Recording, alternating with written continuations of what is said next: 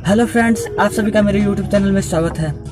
आज हम बात करने वाले हैं हम आज आधुनिकता के दौर में कितने आगे निकल चुके हैं कि अपने बुजुर्गों तक का भी सम्मान करना नहीं जानते हैं। हम उनके ज्ञान रूपी अमृत के समान अनुभव को नहीं उपयोग कर पाते हैं, नहीं उपयोग करना चाहते हैं, क्योंकि हमें लगता है कि हम आधुनिकता से ही आगे निकल सकते हैं। लेकिन दोस्तों, आप अभी 50 साल के नहीं होइएगा तो उनका ज्ञान 80 साल का है और उनका अनुभव भी इतना पुराना है कि आपका अनुभव उनके अनुभव के सामने कुछ नहीं है।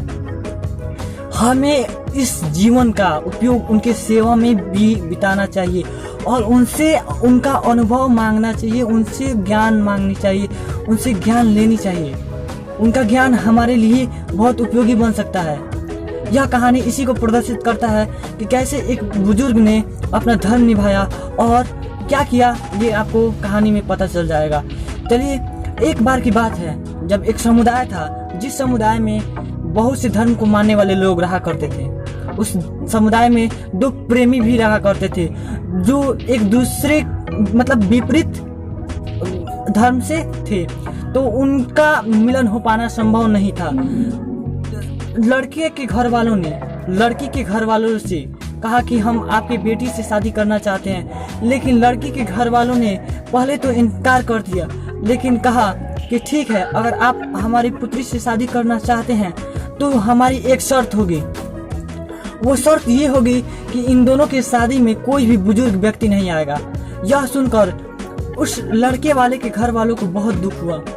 उन्होंने शादी तो पहले करने से इनकार कर दिया, लेकिन उनका बेटा उस लड़की से बहुत प्यार करता था, इसलिए उन्होंने शादी करने के लिए तैयार हो गए और उस दिन जाने के लिए भी तैयार हो गए बारात लेकर। तो जिस दिन बारात लेकर जा रहे थे, उन्होंने एक चतुराई दिखाई और अपने गाड़ी के डिक्की में एक बुजुर्ग व्यक्ति को बिठा लिया।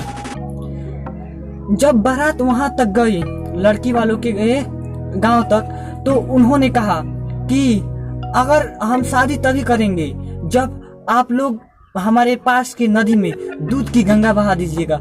ये इतना आश्चर्यजनक लड़कों वालों को लगा कि उनके तोते उड़ गए, उनका होश उड़ गया, उनको समझ नहीं आया कि क्या करें। तभी किसी को ख्याल आया कि हाँ, एक बुजुर्ग व्यक्ति आए हुए हैं हमारे साथ, उनसे पूछ लिया जाए कि क्या करें ऐसी परिस्थिति में। तो उन लोगों ने उस बुजुर्ग व्यक्ति से पूछा कि बुजुर्ग महाराज, बड़े साहब, आप बताइए, क्योंकि यह जो बुजुर्ग थे ये कोई और नहीं, उस लड़के के पोता थे।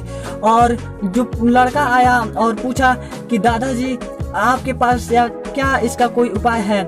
तो उन्होंने कहा, इसका एक ही उपाय है, तुम जाओ और कहो कि आप उस नदी से पानी को हटा लीजिए, हम उस नदी में दूध की गंगा बहाने के लिए तैयार हैं। जब यह बात लड़की वालों के पास किसी ने जाके पहुंचाई तो उन्हें सदमा सा लग गया। उन्हें लगा कि वाह, इसमें कोई ऐसा व्यक्ति है जो बहुत ही बुद्धिमान है। इस बारात को रोको और देखो कि कौन सा वो व्यक्ति है जो इतना बुद्धिमान है। तो बारात को रोका गया और देखा गया तो एक बुजुर्ग थे जिनके ज्ञान के बल पे आज ये लोग शादी करने जा रहे थे। तो उन्होंने इस बुजुर्ग को प्रणाम किया और कहा कि अगर आज आप नहीं होते तो मेरी शादी नहीं हो पाती, और अगर आज आप नहीं होते तो इतनी बड़ी हम सीख नहीं ले लेते कि जीवन में बुजुर्गों का सम्मान ही करना चाहिए।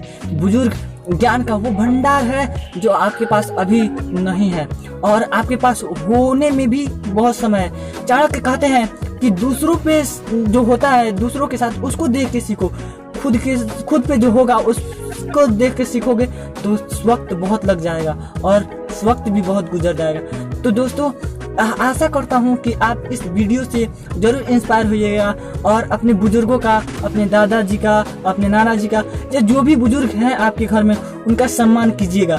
हमारा धर्म भी यही कहता है, बुजुर्गों का सम्मान करना।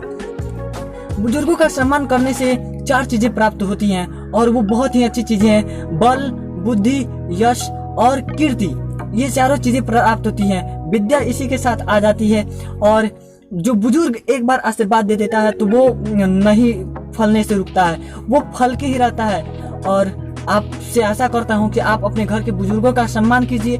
दोस्तों, अगर ये कहानी आपको पसंद आई हो तो मेरे इस कहानी को शेयर कीजिएगा ज़रूर। अगर आपको और भी कहानियाँ चाहिए तो आप जाकर मेरे चैनल में देख सकते हैं, बहुत सारी कहानियाँ हैं। इससे पहले आप मेरे चैनल को सब्सक्राइब कर दीजिएगा, क्योंकि अगर आप मेरे चैनल को सब्सक्राइब कीजिएगा तो मुझे मोटिवेशन मिलेगा कि हाँ, मैं आपके लिए और सारी वीडियोज़ लाऊँ, आपको इंस्पायर करने की और सारी तरीक़ों को अपनाऊं।